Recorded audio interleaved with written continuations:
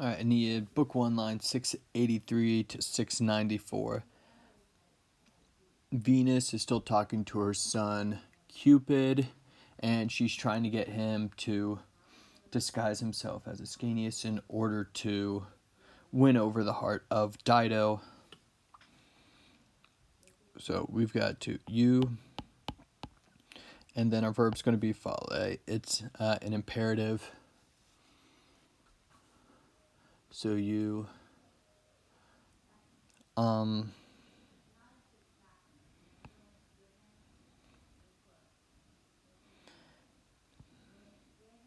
it's literally deceive, but we're going to go mimic here. Ilias is going to be Ascanius. Dative of, alright, yeah, genitive. Alright, mimic that one's.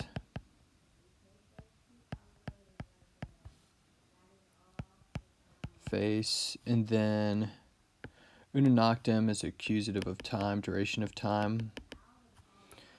That one's face. For one night. Non amplius, no more. And puer, and as a boy. And then we've got another imperative. Put on or don. Notus votus. The known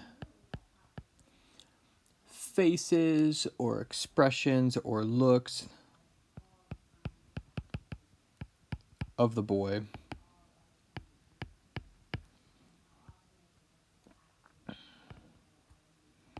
So that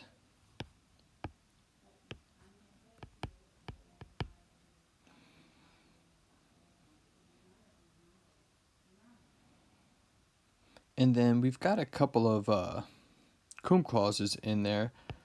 So the so that is going to be continued all the way down there. So that when isma superlative,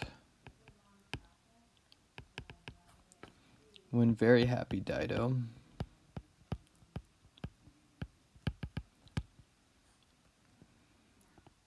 receives you, and technically, yeah, that's going to be will receive, but in English at least that's kind of implied. When Dido receives you or will receive you, gremio in her lap.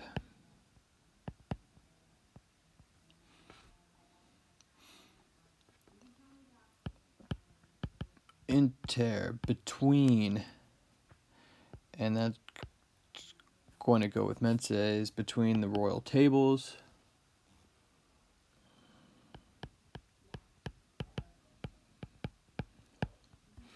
And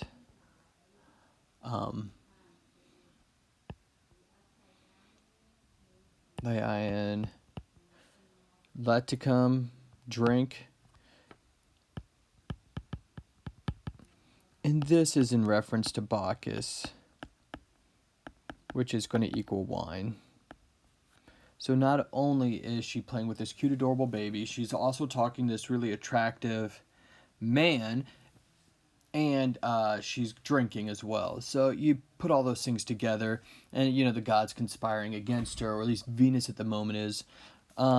She's not going to stand a chance to what's about to happen. Alright, when, and this is going to be fourth declension accusative, when she will, that she looks terrible. Okay. When she will give embraces, little hugs, and figet. And usually you use this with arrows. Maybe you've seen this. This is my takeaway, because you're not really shooting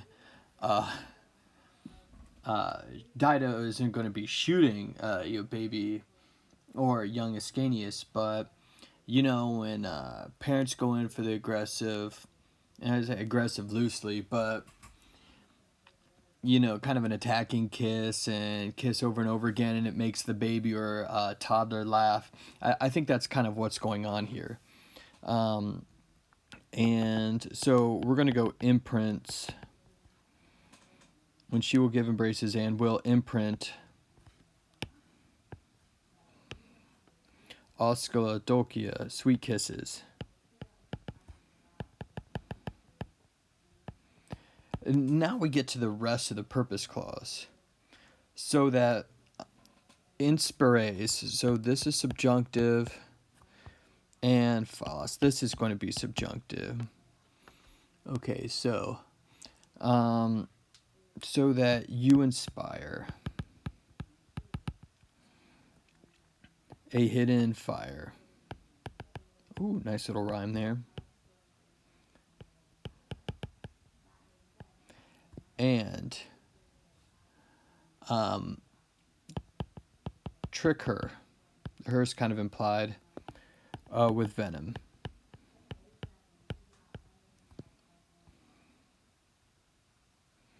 So amor, another name for Cupid. So love paret, and this takes the dative, which is where the dictis is coming in. Love obeys the words. Cari genetricus,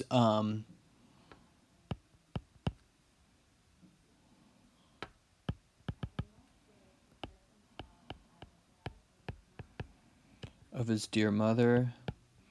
And okay, so I'm gonna go a couple of things here. This is from ex uo, which is doff, a new word I learned with it, but it is the opposite of induo, to put on. So it could be doff, fun word now, or take off. And we're talking about like clothing or something here. So exuo, take off, or you can use the word doff, which is fun. And doffs his alas, his wings, because it's going to be hard to convince people you're Ascanius if you have wings attached to you. And rejoicing, he incedits, he walks or goes forward, gressu, with the step of Iulus, which is another name for Ascanius. All right, now going back to the doff thing, and I may be just going crazy with this, but whatever. Because I looked more into this. A doff is actually the word they use when you tip your hat as a sign of respect. You're doffing your hat, like you're just taking it off right quick, and yeah. So doff, use it in a sentence if you want to, or don't, whatever. All right, but Venus. All right, in regat. All right, puts placidum quatum, calm rest.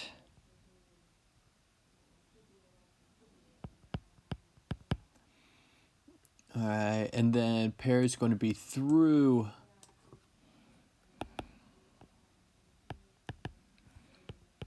the limbs of Ascanius. Dative of possession.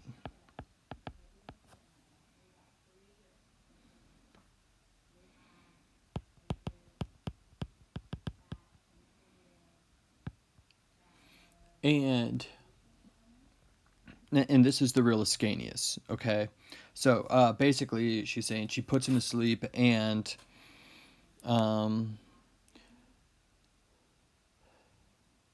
she raises or lifts the Photum, the nursed one,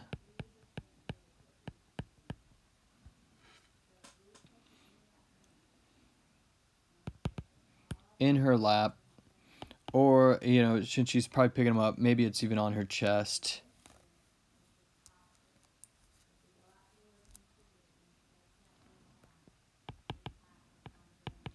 Into the lofty Lucos, lofty groves of Adalia.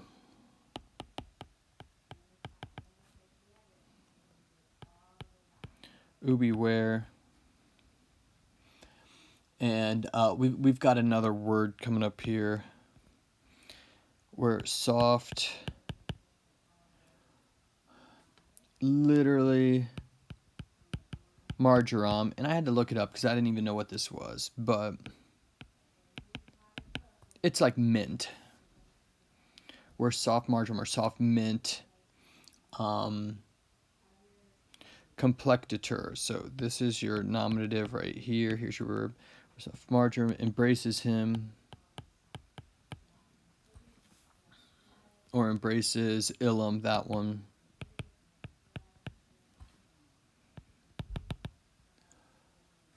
With flowers.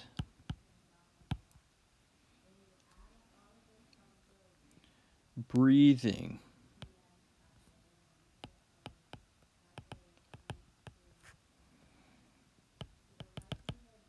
With a sweet shade. So it's a very nice little scene. Like, this is her grandkid, and so she's picking him up and nursing him in the sense of, that she's bringing that warmth that, your babies really love, or even toddlers really love warmth. And if you've ever seen a movie where a parent will pick up a toddler and, carry them, from the couch where they're asleep all the way to the bedroom. And even when they're asleep, they manage to, like, swing their arms around the neck. So that's kind of what's going on here. But then Venus is a goddess, so she's taking it a step further, putting him in a soft grove where he's got, like, this mint diffuser that's got this, like, freshness that's blowing around. So while Cupid is replacing Ascanius and going to go, trick Dido, Venus is having some grandma grandson moment and looking after him and watching him while he sleeps, making sure he doesn't do anything. So in some ways it's really, really sweet and cute, while on the other side of the coin is the reason she's doing this really sweet, cute, precious moment sort of thing is you had to trick Dido, which is very deceitful and quite the opposite.